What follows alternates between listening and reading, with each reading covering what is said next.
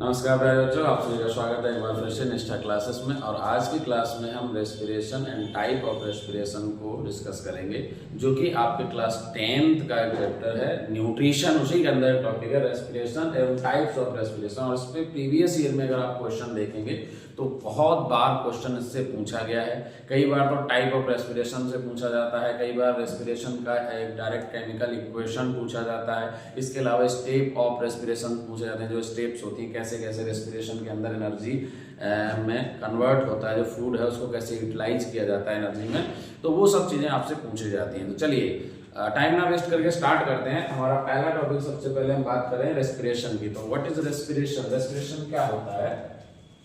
तो अगर हम रेस्पिरेशन की बात करते हैं बेटा, तो रेस्पिरेशन क्या होता है? रेस्पिरेशन एक आपकी बायोकेमिकल प्रोसेस है, ठीक है। बायोकेमिकल प्रोसेस इसलिए कह रहा हूँ कि जीवों के अंदर होती है तो बायो बात हो गई, और केमिकल प्रोसेस है इसलिए क्योंकि इसके अंदर क्या होता है, जो ग्लूकोज होता है यानी जो फूड है, सिंपल फूड है, वो कन्वर्ट होता है किसके अंदर?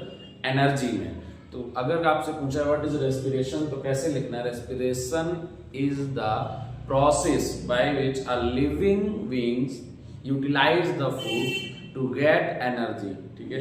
रेस्पिरेशन क्या है? रेस्पिरेशन एक प्रोसेस है जिसके अंदर कोई भी लिविंग बीइंग्स है वो क्या करेगा? लिविंग बीइंग्स, चाहे प्लांट्स हो, चाहे एनिमल हो, या ह्यूमन बीइंग्स हो, वो क्या करते हैं? जो सिंपल फूड है उस फूड से क्या प्राप्त करते हैं? एनर्जी प्राप्त करते हैं, ऊर्जा प्राप्त करते हैं। अब ये होता क्या है? तो रेस्पिरेशन कहाँ पर होता है? तो बहुत सिंपल है। Respiration take place in mitochondria. हमेशा ध्यान रखना, अगर हम कह सकते हैं mitochondria is the site of respiration. Mitochondria जो होता है वो रेस्पिरेशन की साइट होती है, यानी इसके अंदर घटित होता है। हमेशा ध्यान रखना, जो रेस्पिरेशन है वो हमेशा कहाँ पे होगा? माइटोकॉन्ड्रिया में होगा। माइटोकॉन्ड्रिया। आपको बचाएगा सर माइटोकॉन्ड्रिया में ही होता है, इसके अलावा साइटोप्लाज्म में भी होता है। तो इसलिए जो एनर्जी होती है वो आपकी एटीपी जो होती है वो स्टोर्ड होती है माइटोकॉन्ड्रिया में। अब कैसे बनेगा वो ध्यान रखना, कहीं कहीं साइटोप्लाज्म में भी होगा। वो डिपेंड करेगा कि उसका टाइप क्या है ना, टाइप ऑफ रेस्पिरेशन पे डिपेंड करेगा। तो बेसिकली जो साइट होती है, अगर सेलुलर रेस्पिरेशन में देखते हैं तो माइटोकॉन्ड्रिया जो है वो रेस्पिरेशन की साइट मानी जाती है। माइटोकॉन्ड्रिया क्या है? Is the site of respiration, यानी रेस्पिरेशन की जो साइट है वो कौन सी होती है? माइटोकॉन्ड्रिया होती है। दूसरा इसमें क्या पॉइंट बनेगा, मतलब कौन सा जो एसिड बनेगा, या फिर इसके अंदर कोई एथेनॉल बनेगा, या फिर इसके अंदर जो एटीपी के फॉर्म में अगर हम बात करें कार्बन डाइऑक्साइड बनेगी। तो ये डिपेंड करेगा कि टाइप ऑफ रेस्पिरेशन क्या है, वो अब्सेंस ऑफ ऑक्सीजन है या प्रेजेंस ऑफ ऑक्सीजन है या लैक ऑफ ऑक्सीजन है, वो उस पर डिपेंड करेगा। तो पॉइंट ये है कि रेस्पिरेशन क्या है? तो respiration is the process in which living beings utilise food to get energy. Respiration एक ऐसी प्रक्रिया है जिसके अंतर्गत क्या किया जाता है? कोई भी लिविंग बीइंग है वो क्या करेगा? फूड को यूटिलाइज करके उससे एनर्जी प्राप्त करता है, ऊर्जा प्राप्त करता है। मैंने बोला कि रेस्पिरेशन क्या है? तो respiration is the oxidation reaction in which carbohydrate, जो कार्बोहाइड्रेट स्टोर्ड बॉडी के अंदर होता है वो कहाँ हो जाता है? Is oxidise to produce energy. यानी जो कार्बोहाइड्रेट आप लेते हैं, फूड का आप जो भी भोजन लेते हैं उसके द्वारा क्या मिलता है आपको? जो कार्बोहाइड्रेट मिलता है, और उस कार्बोहाइड्रेट को ही किसमें कन्वर्ट किया जाता है? उस कार्बोहाइड्रेट को कन्वर्ट किया जाता है किसकी प्रेजेंस में? ऑक्सीजन की प्रेजेंस में, ठीक है। ऑक्सीजन के थ्रू कहाँ कन्वर्ट हो जाएगा? एनर्जी में, यानी उससे ऊर्जा प्राप्त होती है। Is it clear?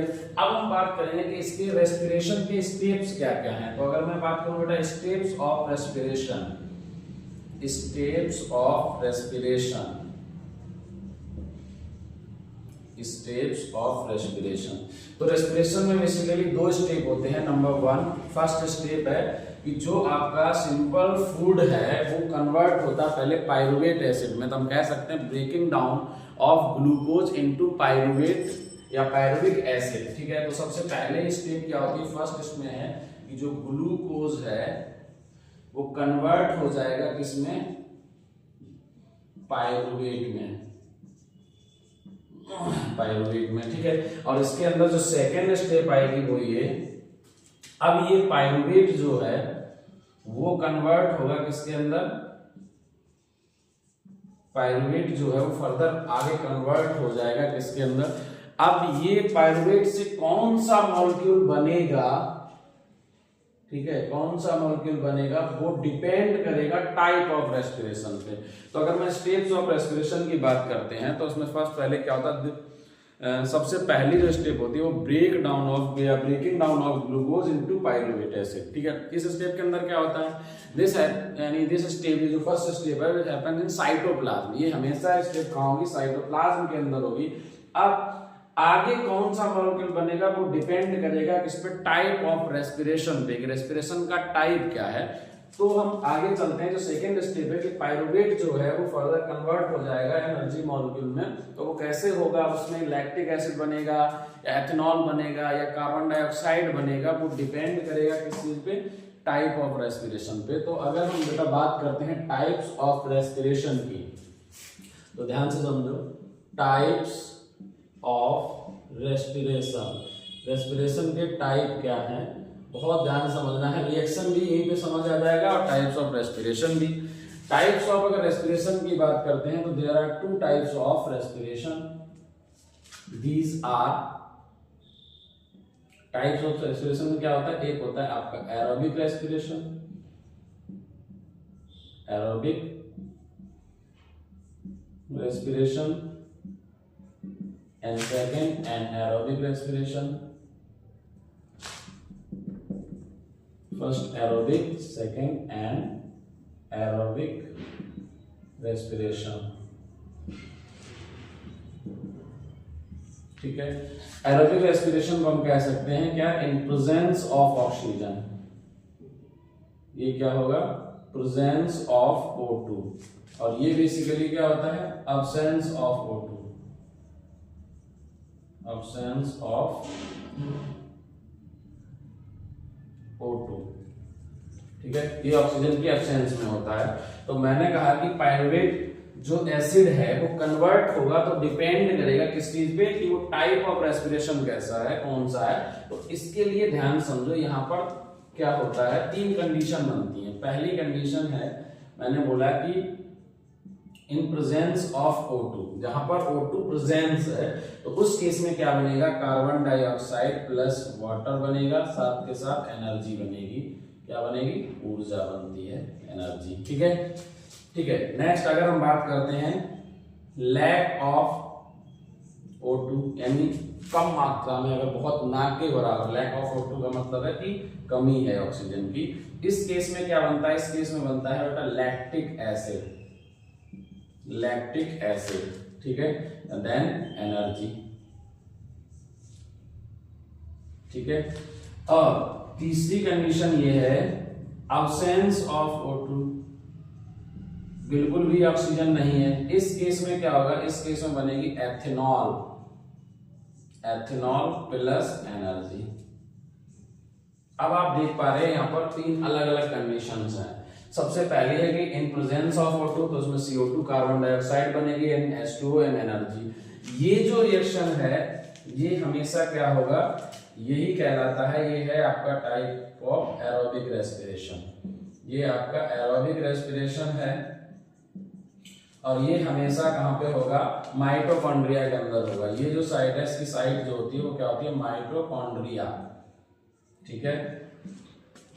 और अगर हम ये दोनों की बात करते हैं, चाहे लैक्टिक एसिड हो चाहे एथेनॉल हो, ये बेसिकली दोनों ये किसके अंदर, ये है एनएरोबिक रेस्पिरेशन। ये कहां पे होता है, एनएरोबिक रेस्पिरेशन होता है।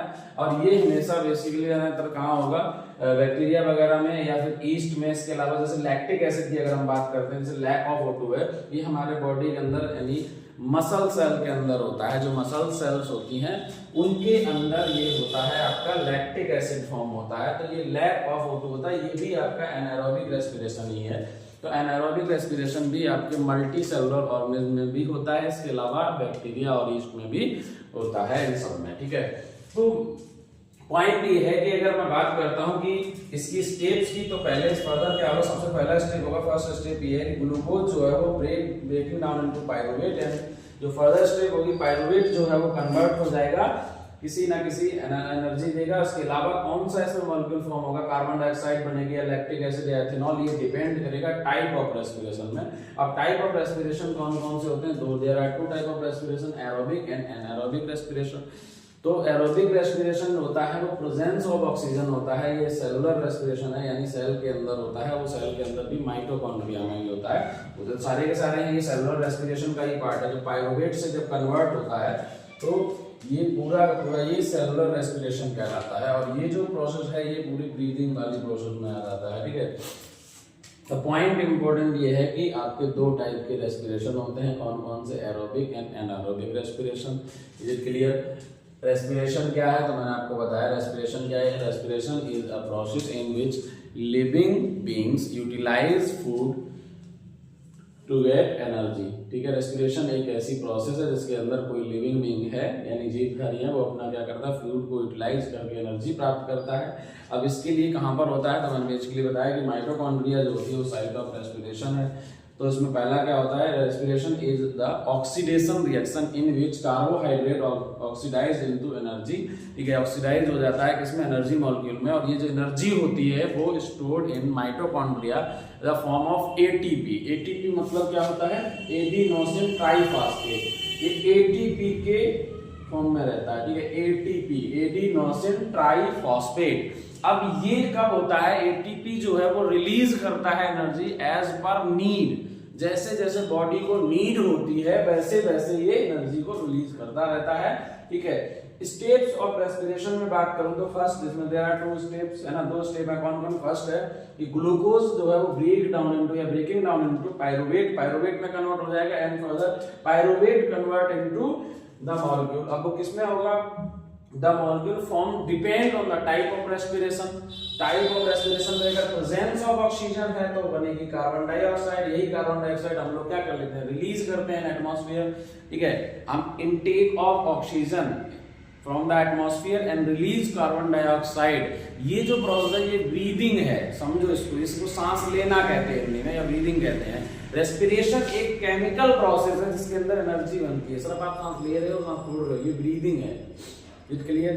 और जो ये पूरी होल प्रोसेस है ये पूरी की पूरी रेस्पिरेशन है, यही डिफरेंस है ब्रीदिंग और रेस्पिरेशन में। और आपने अगर प्रीवियस ईयर क्वेश्चन को स्टडी किया होगा तो वहां पे ब्रीदिंग और रेस्पिरेशन के बीच डिफरेंस भी पूछा गया है, इज इट क्लियर। तो ये कंप्लीट आपका हो गया क्या, पूरा का पूरा respiration and type of respiration. अब एक चीज क्वेश्चन आती है सर का, आपने देखा होगा कि जब वी रन फास्ट, जब हम तेजी के साथ दौड़ते हैं तो क्या करते हैं, एकदम अचानक से feel the pain in muscle cell, अपने हमारी जो बॉडी है उसकी मसल सेल में हम पेन जो है वो दर्द थोड़ा सा महसूस करते हैं। उसका रीजन ये होता है कि जब हम दौड़ते हैं ड्यूरिंग रनिंग के दौरान में क्या होता है, जो लैक्टिक एसिड होता है यही तो मसल सेल के अंदर बनता है, तो उसमें एनर्जी की नीड ज्यादा होती है। और ऐसे केस में जो लैक्टिक एसिड बनता है तो लैक्टिक एसिड डिपोजिट हो जाता है, जिसके कारण डिपोजिशन ऑफ लैक्टिक एसिड, और हम क्या करते हैं, फील द पेन, तो मसल के अंदर पेन होता है जिसके कारण हम कुछ देर रेस्ट करते हैं तो ऑटोमेटिक वो पेन खत्म हो जाता है। तो लैक्टिक एसिड के ही कारण ही होता है। तो लैक्टिक जो मसल सेल्स होती हैं हमारे, उनमें सब में फॉर्म होता है ये लैक्टिक एसिड। और अगर हम बैक्टीरिया वगैरह की बात करें उनके अंदर बनता है एथेनॉल, और अगर हम अपने सेल के अंदर बात करते हैं तो उसमें बनती है CO2 कार्बन डाइऑक्साइड। ये जो पहली वाली स्टेप है वो होती है एरोबिक रेस्पिरेशन, और ये दोनों चीजें होती हैं वो दोनों ही है एनएरोबिक रेस्पिरेशन के अंदर आती हैं, ठीक है। हालांकि यहाँ पे बहुत कम मात्रा में लैक ऑफ O2 है, ऑक्सीजन की कमी की होता है, और यहाँ पर बिल्कुल भी अब्सेंस होती है ऑक्सीजन की, तो ये दोनों ही आपके एनएरोबिक रेस्पिरेशन में होता है। बस फर्क इतना है कि ये ईस्ट एंड बैक्टीरिया वगैरह इन सब में होता है, और ये जो पार्ट है लैक्टिक एसिड है ये आपके मसल सेल के अंदर बनता है, जहां जहां मसल सेल्स होंगे उनके अंदर यही होगा, ठीक है। तो ये कंप्लीट हो गया आपका respiration and type of respiration. बात क्लियर है?